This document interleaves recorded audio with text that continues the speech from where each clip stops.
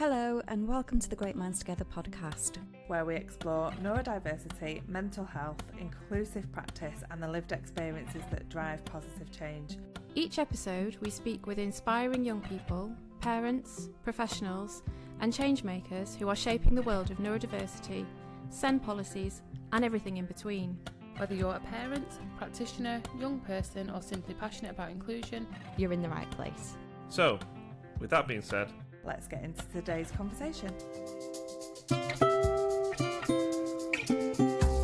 Hi, welcome to the podcast. This episode is Real Men Talk, Movember edition, hosted by myself, James, and myself, Stefan.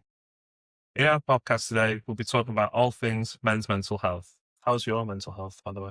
It's all right at the moment, thank you, James. What about yourself? Not too bad. Good. We put out some questions, didn't we? We did. Over the last few weeks, asking about what people wanted to understand from a male's perspective. Yeah.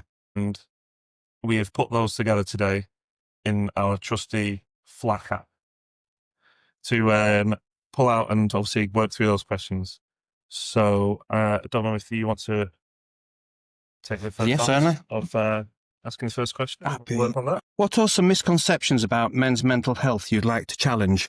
I think one of the misconceptions is that men need to be strong all the time. Because they're strong all the time, it's like they've not got mental health problems and they don't stew on things and things, sort of like don't play on the mind. And I think that's a society thing that's probably happened for thousands of years. And I think that needs challenging, that men do have mental health problems. Yeah. And it's finding somebody that you can actually talk to about those problems that aren't going to judge. Which I think in sort of like a male society or a group of friends, I think that's actually quite difficult to find somebody that you could actually approach and you not think, oh, they're just going to rip the back out of me here. Yeah, because a lot of what we do as men is we mask our emotions or our friends' emotions by putting humour in the middle of it, don't we? Yeah. So I think that's a misconception I'd like changing. Yeah.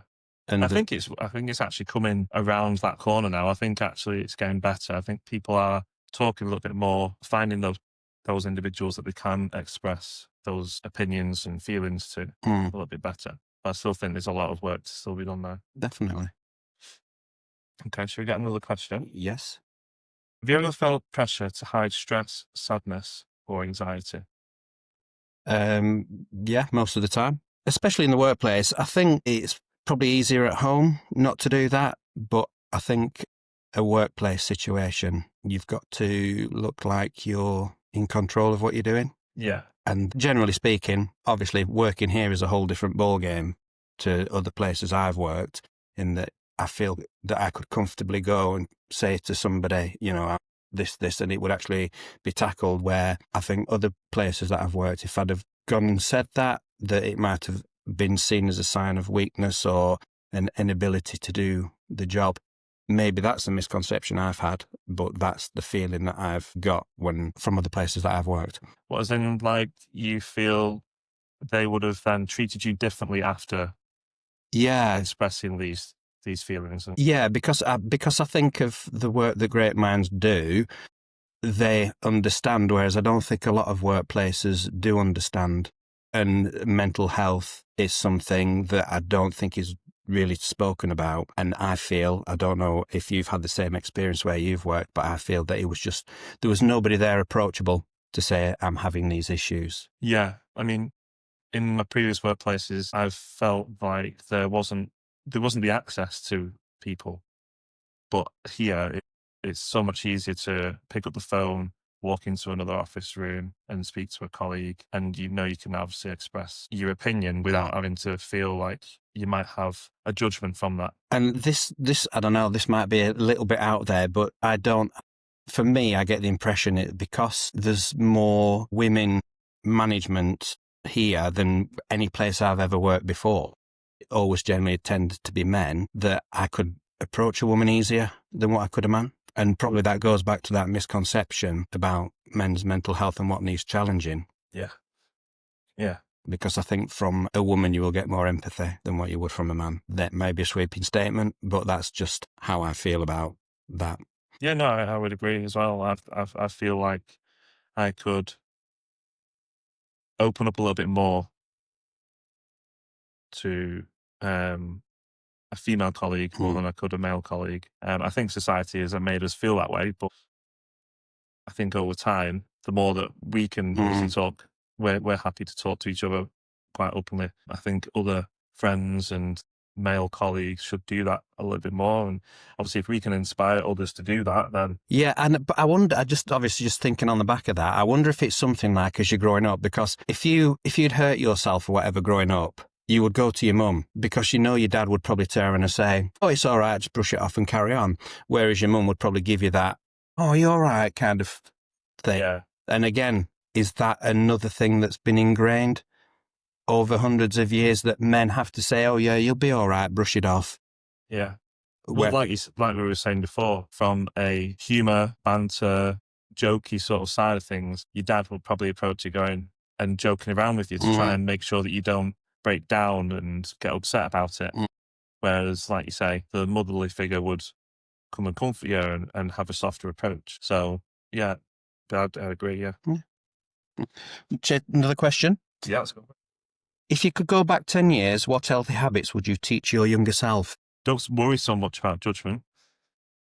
Be a bit more transparent with your friends and with your family, and make the people that are around you feel that they can approach you more. Don't just fall into that way of how everybody else acts around talking about feelings, talking about what you're going through, thoughts that you may have, anything like that.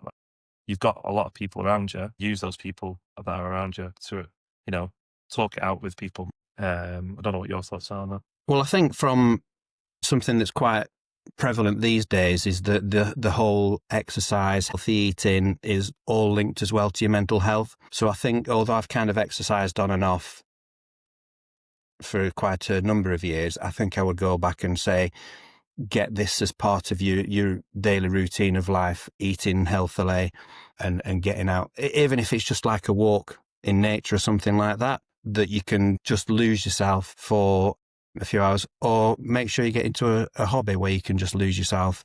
Because there's times for me, either be it that I'm out walking in nature or if I'm just like on the guitar or down the allotment, that it's just everything else just goes. I've no, because all I'm doing is I'm focusing either on what's around on a walk or what song I might be learning on the guitar or digging or just anything like that.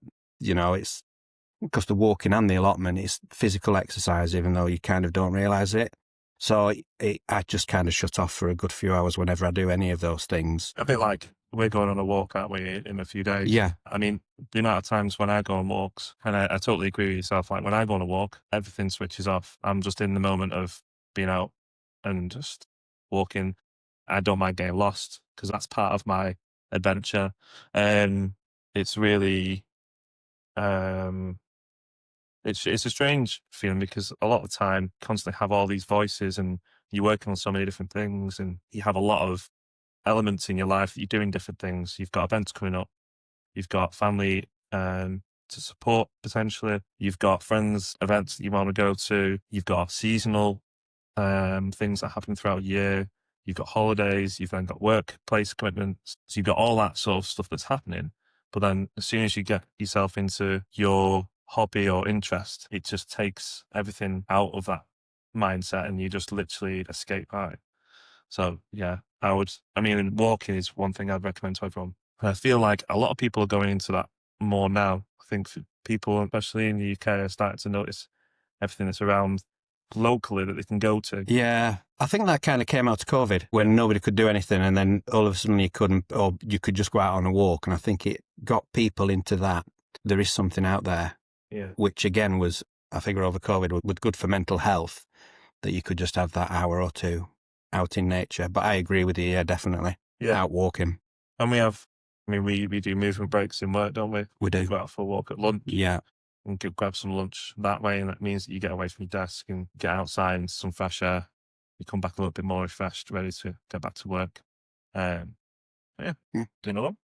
How can we keep the conversation going beyond Movember? Well, I think as men, we have to try and remember to push that ask the questions, make sure people are all right, that men are all right, and to put out there that, you know, if they need to, that we're here. If they felt comfortable coming and talking, if they had a problem, you know, that there's no judgment. And also going forward, doing different podcasts for people to listen to, just to remind them that, you know, men's mental health is there and it's an important thing that needs talking about. Yeah. The other thing I would add to that is just the amount of times that you see those people throughout the year and the different things that you do with that person. It's just making sure that you still have that in the back of your mind, that the comments that you might make or the conversations that you might have, just make sure that you still angle it where the person knows that they can still approach it with something. You still want to obviously have the jokes and you still want to talk work if you're in the workplace. But what I would say is there's got to be the level of understanding of that person that you're talking to. If it's a friend, obviously you will have a deeper understanding of that person, or you should do. But workplace friends, friendships and whatnot, get to know your colleagues more. It's not a bad thing to get to know your colleagues more. Make friendships within the workplace, because, you know, that only creates better relationships.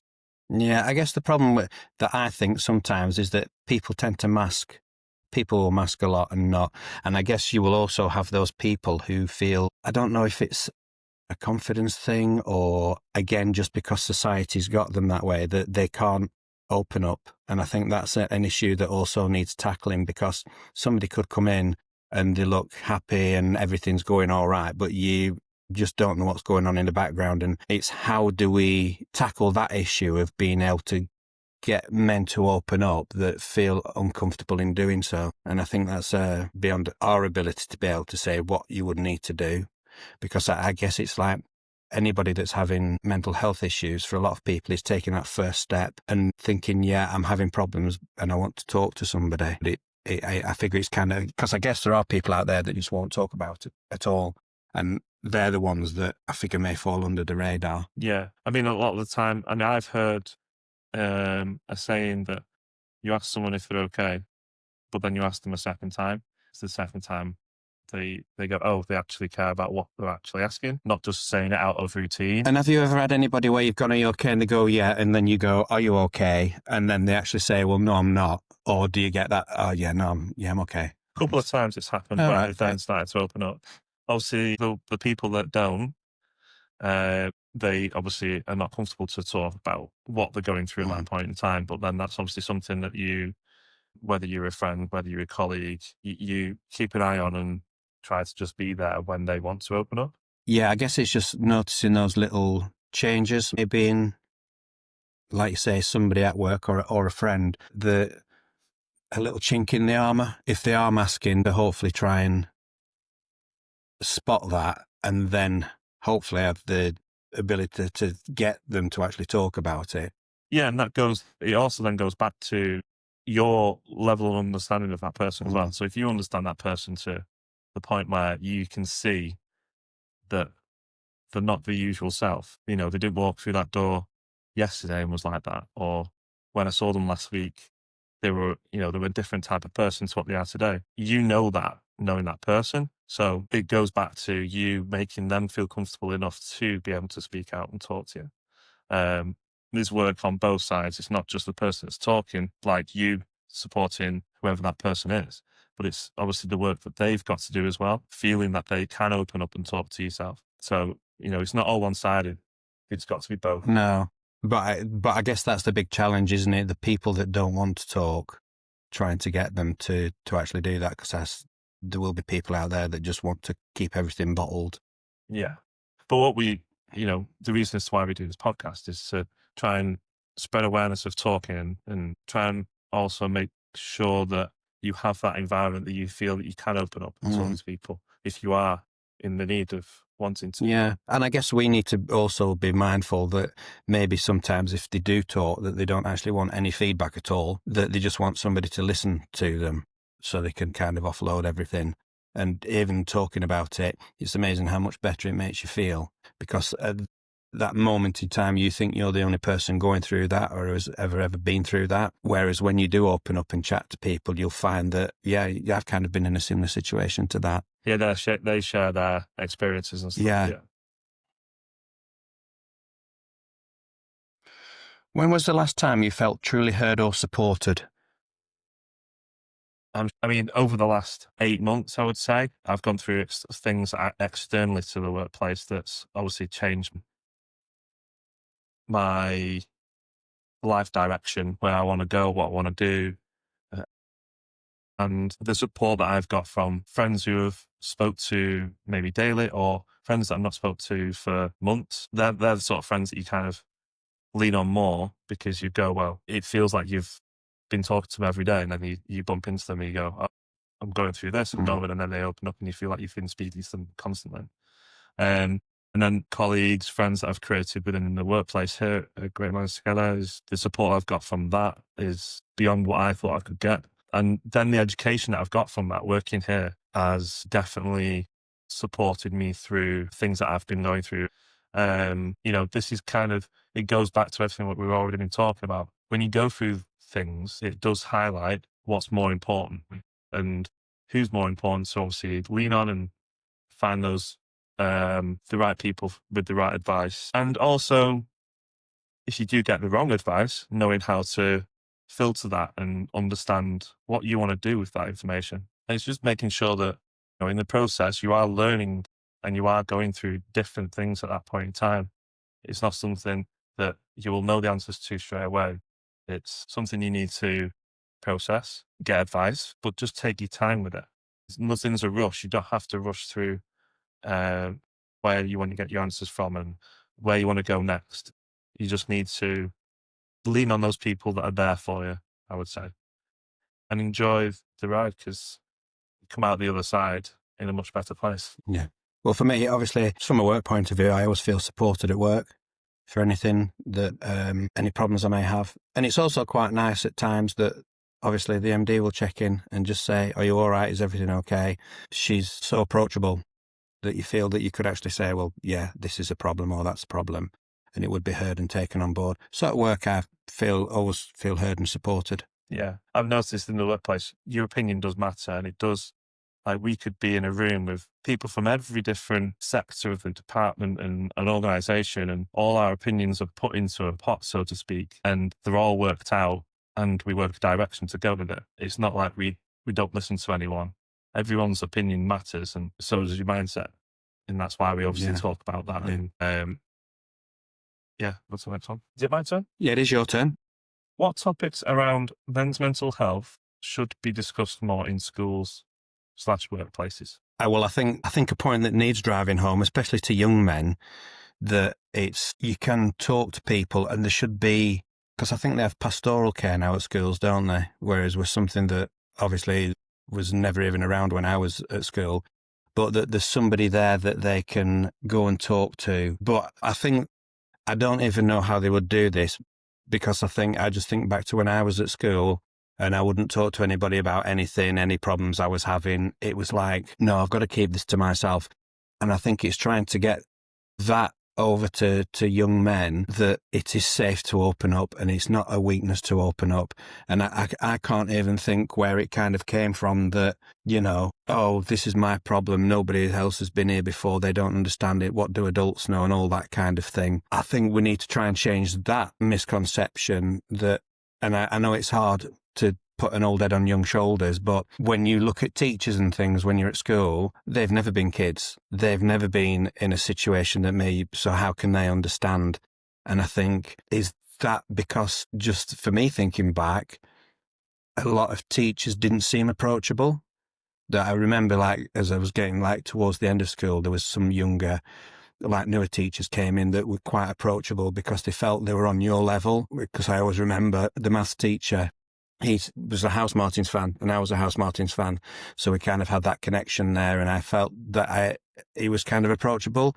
Whereas all other teachers, it's like they're not. It's like it really is like an us and them. And I think that probably stops young people from thinking, I can go and talk to this person. Or the majority of young people may think, I can't approach this person or these people. So, like, you guys as the students / pupils were put in a box. So you were in a different area to the teachers. So the relationship was kind of disconnected. Definitely. And yeah, because obviously when I was growing up, it was that thing that the teacher was right and you were wrong, regardless of whether, and I don't know if that balance has changed these days or if it is still the case of that. But I think that probably drives home to a lot of young people that if it is still the same, that there's nobody there to approach, that they can go and talk to people. Because I think to open up to people, unless you've decided to go for therapy and pay for that, I think you've got to feel you've got a connection with that person to be able to do that, and that they're going to be understanding. Whereas at a young person level, I don't think that they have that connection with adults, especially going through the teen years. Because what do adults know when you're a teenager? Nothing. That's true. I mean, when I was in school, I felt like you can remember the teachers that you had a really good relationship with, the teachers that you could relate to, like you were saying before. You can remember maybe some of the classes that you was in at that point because you had better relationship, better memories from that time. Whereas the relationships that you didn't really create with some teachers that may not have tried to have that connection with you as much, you kind of just push that out of your memory. What you try to remember the most is obviously the better times. Like I had better times with my PE teachers, but I was into sports and I was quite good at some sports. And they could see that, and they were quite good mentors at the same time as teachers. Whereas other teachers from other subjects, I suppose it goes down to also your interests. As a pupil, as a student within the school, you also go towards what your interests are more, don't you? And I think it's not all just on the teachers.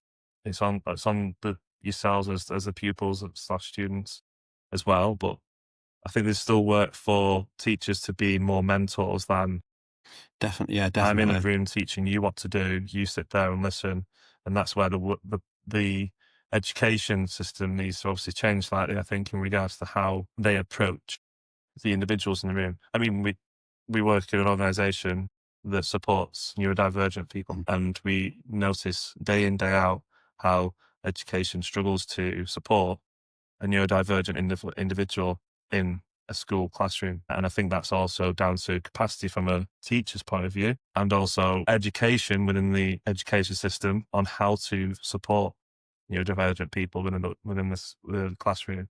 I think the balance with universities and colleges is slightly different because when you leave school, you get told that you're an adult now and you have more responsibility to get yourself to the classes. You don't have your family trying to obviously support you to get there. You get told that, this is your decision now on which subjects you're doing, because that's going to direct you to what career path you want to go down. So because you have more support, because you have less support, but the responsibility is more on yourself, I feel like the respect is slightly different from the teachers within those environments as well, because they can see that you've decided you want to go down this path, which is then going back to your interests. You're pulling your own interests. I want to go down this way. That's why I'm sitting in this classroom, in this lecture room, trying to absorb this information that you're providing me. Let's work together on how our relationship is formed. Cool. Thank you. Finish the sentence. Real men talk. Yeah, communicate, I think. Yeah, I think the most important thing is obviously just having like these conversations, just to open up the space to be able to talk about anything, even if it's just talking about nothing that's relevant. That breaks down barriers that you may have or that the other person may have. So just have those conversations with each other, even if it's just a quick 2-minute phone call. Talk to each other. Relationships will be formed from that. Show that you can support each other, whether it's an individual, whether it's a team. I agree. Yeah, definitely. It's an easily done one. What advice would you give to a man who's struggling but afraid to speak up?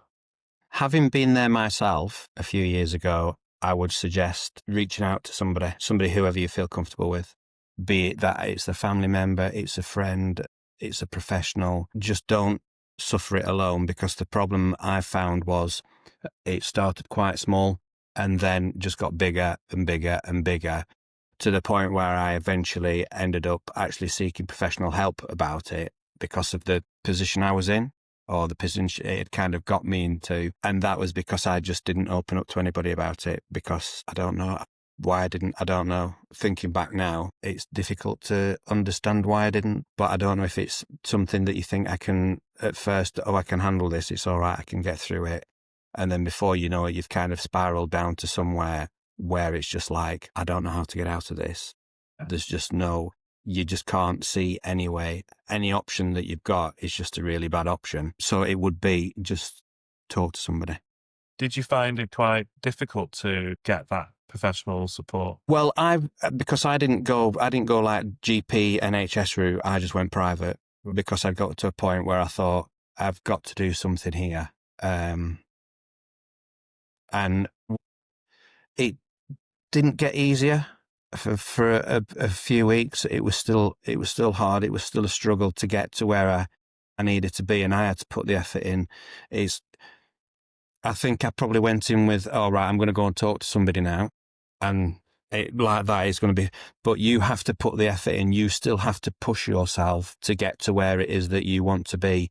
And like I say, about 4 or 5 weeks down the line, then kind of I could see the results starting to come, and it all starting to ease. And I think I had about 12 sessions in all. Yeah, it kind of gave me better coping mechanisms. So if anything ever I kind of knew what I needed to do to make sure that I didn't get in that place again. But it can be I wouldn't lie to somebody and say, oh, it's easy. It's a battle, because you've got to constantly be at and doing what your therapist is suggesting and pushing yourself beyond what at that time you feel is uncomfortable. But there is a light at the end of the tunnel, and that's all I can say to anybody that, reach out and it will help.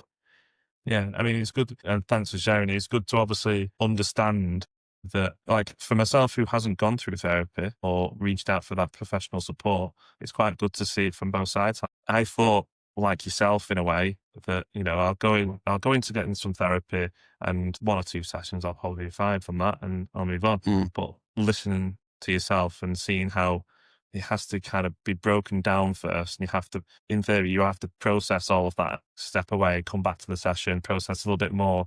So it's not going to be something that will be over and done with and sorted and, fine by the first or second session, but there'll be a process that you'll have to go through, and it will be hard, like you said. So it's quite interesting. Yeah. And what was kind of interesting, what I found interesting, is that I'd kind of gone because I felt so depressed, but there was something else causing the depression that she kind of found out for me. But it's obviously because you just think, oh, I'm depressed and life's rubbish and I don't want to be here and all that sort of thing. But then when you do actually see somebody, it's good to think, oh, right, okay, well, the depression is caused by or that.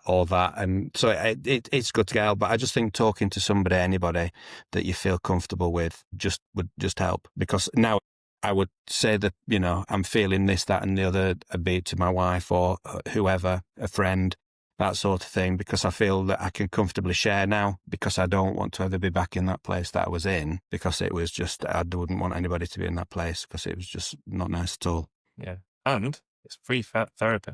Yeah. Talking to friends, family, colleagues. Yeah. It's therapy that's there. Talking is something that we have always been able to do as human beings, but struggle to do it more and more because of how busy we are and how much we're obviously dealing with, and the stresses of, people's lifestyles now is so much higher because we're doing so many different things, and there's so many aspects of and elements that are happening now. Social media being one big thing that obviously is a struggle for a lot of younger people nowadays. I think from a man's perspective, it's definitely looked at as, I would probably say it's looked at as a weakness. Yeah. And I would also say that that's not just from the male perspective as well. I'd say it's from both sides. But hearing yourself talking that you've gone through it makes me feel like I could do it more. And I think if obviously one person talking to another person can help them understand and know that, well, that you've already gone through that. You've already gone through therapy. You've got advice. So if I was to ever go through it, I could come up to you and know, what was it like? If I felt a bit anxious of reaching out to someone professionally and asking, I don't know about going through therapy, you could instantly tell me that, well, I've gone through that. this is what I felt like when I was going through it, but you know, you just need to stick to it. And instantly, you've got another person that's supporting you through that therapy process. Yeah. Which you didn't have when you did it. No, but yeah, and it's that thing again. It's like, nobody else have ever been through therapy before, and it's like, well, they have, because obviously there's.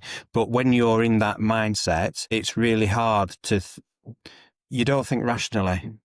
That's how it is, and everything's just it's just not normal thinking. What does strength mean to you? I would say strength is, and I know we've talked about it a lot, but that's part of what this podcast is about talking and being able to feel comfortable enough to talk to as many people that is in your life, relatives, friends, colleagues. Like, you need to be able to feel comfortable enough to express yourself and lean on those people for support when you need it. So I would say that's more strength than physical. Mental strength helps with the physical strength. So I'd start with mental strength first. Physical strength will come second. Yeah. By myself? To me, strength is realising that talking isn't a sign of weakness. So very similar to what I was saying, which is, it's true though. Shall I do one last question? Yes, let's make it a good one. That's a good one. What's one positive change you've made for your mental health this year? Bike riding. I think that was, I've now got to the point where if we're not doing it, I'm like, I want to be out riding. Yeah. Kind of thing. And I think just that, because for me, exercise, I've always done it alone. So it's been so for this year to actually have somebody to do it with, and we go out, we have banter, we always have a pie at the end of it all, and it's even like mornings when I've been like, I don't know if I can be bothered today. When I've got there and seen you there, and we get out there, I've always really enjoyed it. Yeah. So I think the bike riding for me. I was going to say going out on walks and then the bike ride was one of the highlights this year. Doing that sponsored one, Manchester to Blackpool. I thought we were going to struggle a lot more than what we did, but I feel like obviously doing it together, we pulled each other on through the ride. It was quite an enjoyable ride, actually. It was.